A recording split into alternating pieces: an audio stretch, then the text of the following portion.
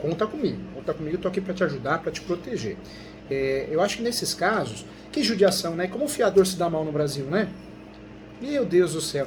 O fiador, ele é a garantia, ninguém orienta ele que ele pode ser uma garantia limitada, né?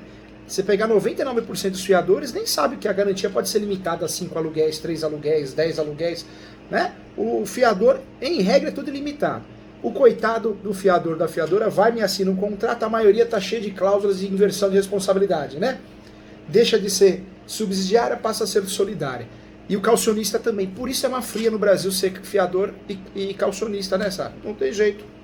Difícil, hein? Difícil. Nessa situação, acho que tem duas orientações interessantes para a gente passar para ele.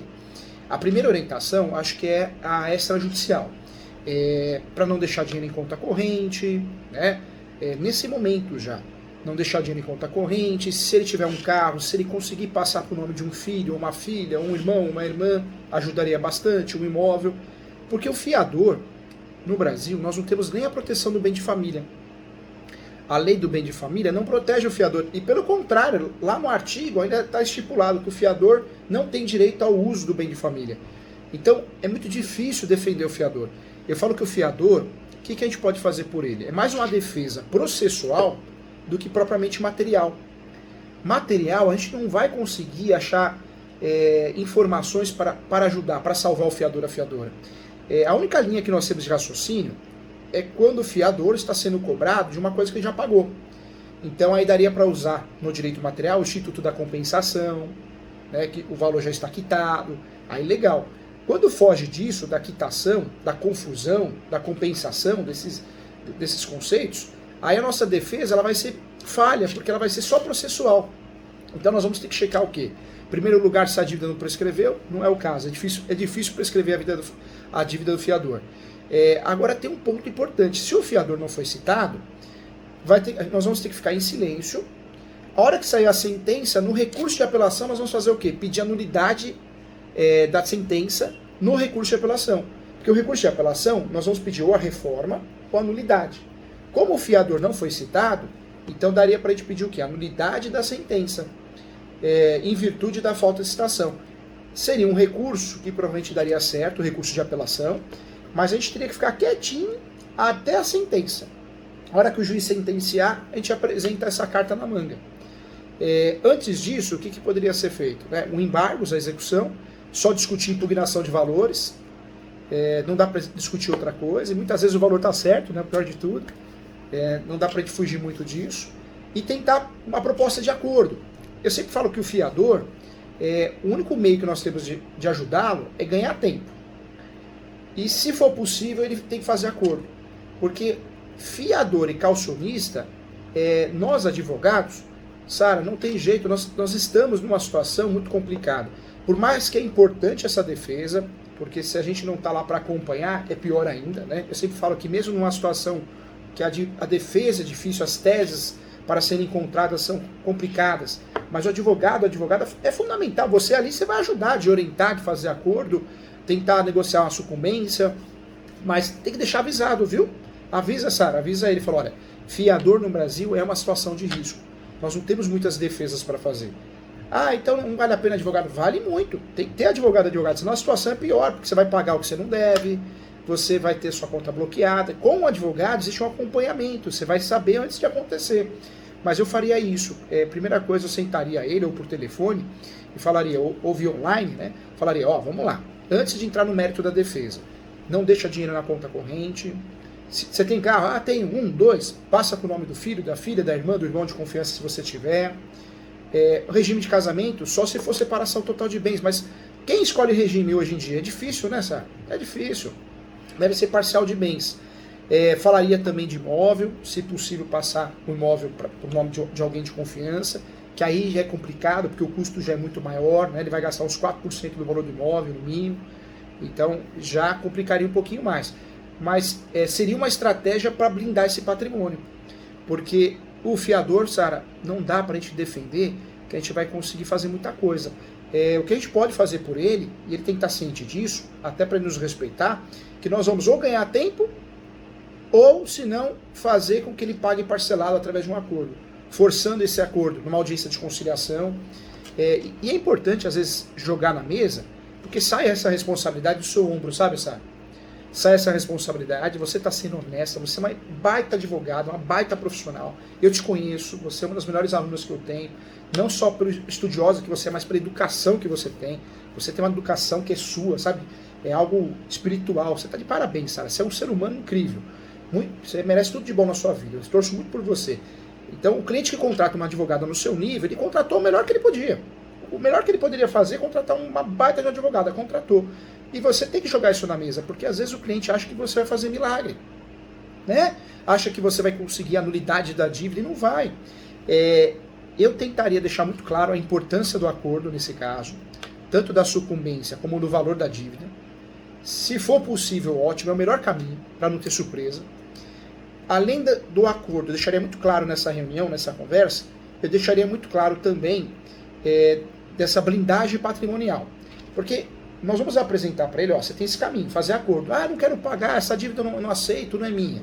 Você não quer pagar nem a sucumbência, nem parcelar, não quer tentar acordo? Não.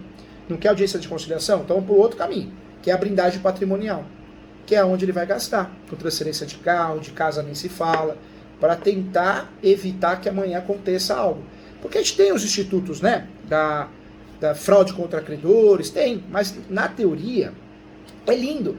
Na prática, poucos advogados sabem utilizar. Então, se pegou um advogado de frente de você, que é uma baita especialista, se pegar um advogado, uma advogada que é clínica geral, Sara, não vai saber usar isso. Não vai saber pedir. Se pedir, vai pedir errado. Português, claro, não vai dar em nada, né? Porque a ação pauliana, a ação de nulidade, fraude contra credores, é um excelente instituto. Mas você tem que saber usar na prática. Se você não saber usar e pedir na hora certa, ele não reflete em nada. Então eu deixaria claro em relação a isso. E aí eu falaria o quê? Que a defesa sua que você vai fazer, você vai impugnar valores. Mas para impugnar valores, vai ter que contratar quem? Um contador. Esse contador vai cobrar 300, 500 reais, ou R$1.000, ou um economista, e ele vai fazer um laudo. Um laudo dizendo que os valores estão equivocados. Mas se não existir esse equívoco de valores, também não compensa, porque vai jogar R$1.000 fora. E essa informação que você tem, essa carta na manga, que é uma carta excelente, é uma carta muito boa, né? Ele não foi citado. Pode dar muito certo. No recurso de apelação, pode gerar nulidade da sentença. Gerando a nulidade da sentença, volta para o juiz de primeiro grau, ele vai ter que julgar de novo, o juiz ou a juíza. Então você ganha aí quase 6 meses a 1 ano. Já é o tempo dele respirar, conseguir transferir os bens, conseguir juntar o dinheiro, talvez fazer um acordo. Só que eu já vi também, sabe, e você sabe o quanto eu quero te proteger, eu já vi dar errado essa estratégia também. Por quê? Porque tem juiz que entende que a citação, tem que ocorrer a citação, mas em algumas situações existem exceções. Então, quer ver uma delas? Se tem porteiro, se o fiador mora num prédio, o porteiro citado está citado. Em relação ao fiador, se o inquilino tem contato com o fiador, então é filho, é filha, também existe um entendimento minoritário que ele também foi citado. Então, é uma carta na manga interessante, pode dar certo, para ganhar mais tempo ainda, mas também pode dar errado, entendeu, Sara? A gente não tem uma certeza. Eu jogaria de forma muito limpa com o cliente, ainda mais você que é uma baita profissional, segurança total, você está fazendo o melhor, você é pessoa estudiosa, para amanhã ele não falar, você não fez nada, você não me ajudou em nada. Não é, o caso é ruim. Tem caso bom e caso ruim. Esse é o caso ruim, sabe? É o caso ruim de poder contribuir. Eu falo assim, ruim com a gente, advogado, e pior sem, né? Mas hoje, o que você pode fazer nessa situação do fiador? É tentar acordo. Seja numa audiência de conciliação, seja no meio do processo, mandando e-mail, ligando para o advogado, em relação à sucumbência, em relação aos aluguéis em atraso, tentando diminuir o valor. Seria a melhor estratégia. Não quero pagar, não vou pagar. Tá, então vamos ganhar tempo. O tempo é fazer embargos à execução, achar pelo em ovo, falar que não está certo, impugnar, mas tem que levar uma planilha, tem que ser bem feita e ganhar tempo. A hora que sair a decisão do juiz, mesmo na execução, essa decisão é sentença. Da sentença cabe recurso. Recurso de apelação, tese, nulidade por falta de citação e cerceamento de defesa. É onde você conseguiria o quê? A nulidade da sentença, muito provavelmente. Você poderia até fazer uma sustentação oral e defender isso. E aí, o que vai acontecer? Não vai resolver o problema. Porque, na verdade, o processo vai voltar para o juiz, para a juíza, e ele vai ter que julgar do zero. Com muita raiva ainda, viu? Com muita raiva, porque ele vai falar assim, de novo esse processo para julgar, eles não gostam, né? A nulidade é a verdade uma só, o processo foi mal feito, é um vício processual grave. Alguém errou, o cartório errou, o juiz errou, todo mundo errou. Então, quando os desembargadores eles declaram a nulidade, é que a sentença foi mal feita, que o processo foi mal feito, mal desenvolvido. Então, quando volta para eles, né, ele ou ela, pode ter certeza que vai ter o pezinho ali, o pezinho do lado ruim ali. É.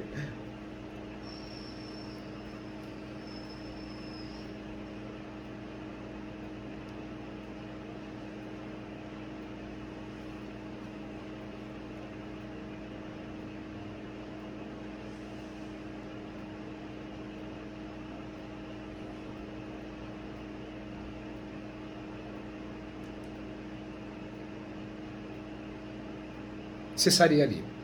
O fiador, a vida dele já foi pior, né? No antigo código, ele ficava preso no contrato ad eterno. Mesmo que ocorresse uma renovação automática, hoje não. Hoje, quando o fiador procurar você, Sara, e falar assim, doutora, me ajuda, pelo amor de Deus, meu filho, minha filha, meu irmão, minha irmã, o meu amigo não está pagando aluguel, o que eu faço? A primeira orientação como advogada é falar para o fiador, manda uma notificação em AR, aviso de recebimento tocatório, o locador vai ser citado, notificado, né, o locador e locatário, e quando voltar essa cartinha AR ou via cartório, a última que voltar começa a contar o prazo de 120 dias. Aí um fiador uma vez falou para mim assim, mas professor Júlio, mas eu vou ficar devendo 120 dias. É melhor você estancar a dívida, né? Já está devendo 3 meses, 4 meses, mais 120 dias, do que ela ficar ilimitada, né? O rombo vai ficar menor. Então a primeira dica é essa, estancar a dívida. Então é através da notificaçãozinha, do AR.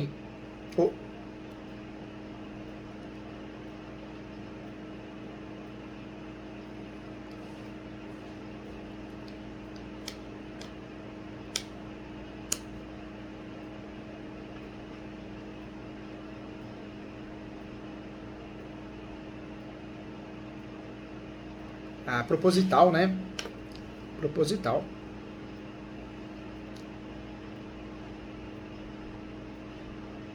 Correto. Raciocínio perfeito, viu? E me fala uma coisa, sabe? Tem essa cláusula mesmo no contrato de locação de inversão de responsabilidade? Vamos olhar esse contrato juntos? Vamos lá. Você já tá craque na plataforma aí, hein?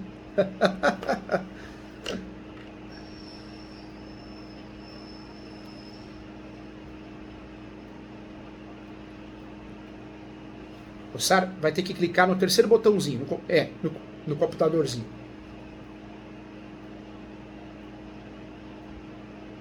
Isso, agora estou vendo.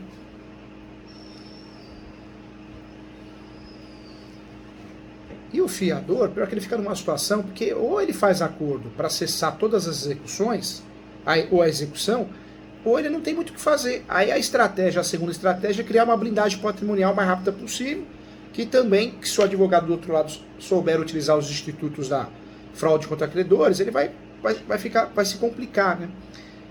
Olha a cláusula aí, ó. Como fiadores, principais, pagadores e devedores solidários. E como locatário, co-obrigados até a desocupação do imóvel, mesmo esgotado o prazo contratual. Isso entrega nas condições estabelecidas desse instrumento e prescrições legais, obrigando-se por si e seus herdeiros a bem fielmente cumprir o avançado, mesmo que não venham a serem avisados ou citados, olha só, para ação de despejo, execução qualquer outra. Na verdade, tem um entendimento do tribunal que não seria, mas na sua impugnação, porque você vai fazer o embargos, né? O embargos à execução. Então o que eu faria? Eu criaria uma preliminar e nessa preliminar eu pediria a nulidade dessa cláusula, dizendo que ela é abusiva. Nós sabemos que o tribunal entende que não, mas acho que é interessante pedir, porque algumas turmas aí pensam que sim, né, que seria uma cláusula abusiva. Agora que eu queria olhar com você, com muito carinho, sabe? Eu queria ver a garantia, porque tem muito corretor, corretora, dono de imobiliária, advogado, advogada, que não sabe fazer contrato de locação. Faz tudo. E ele ou ela faz besteira.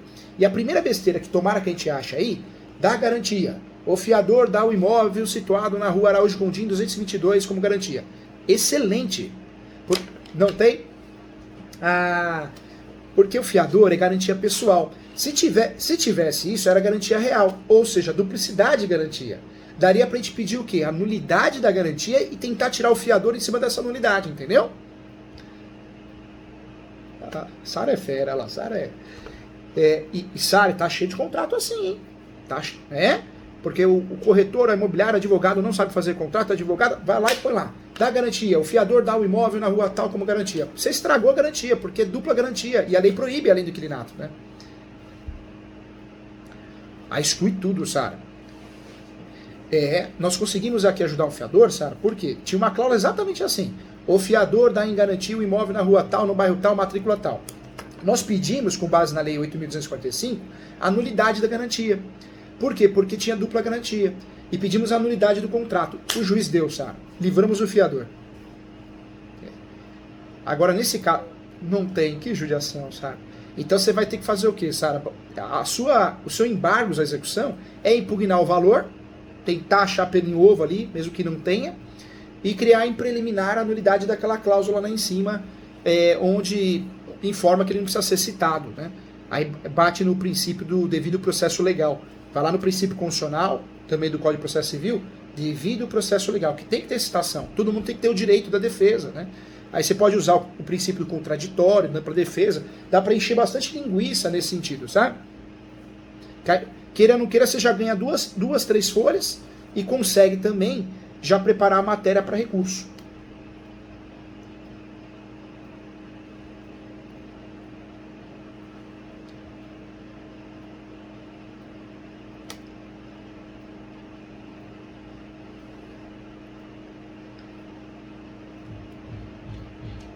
Mesmo raciocínio, sabe?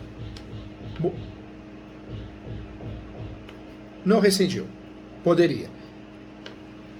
Agora, Sara, eu queria te perguntar algo importante também. É terrível, né? Nada é automático.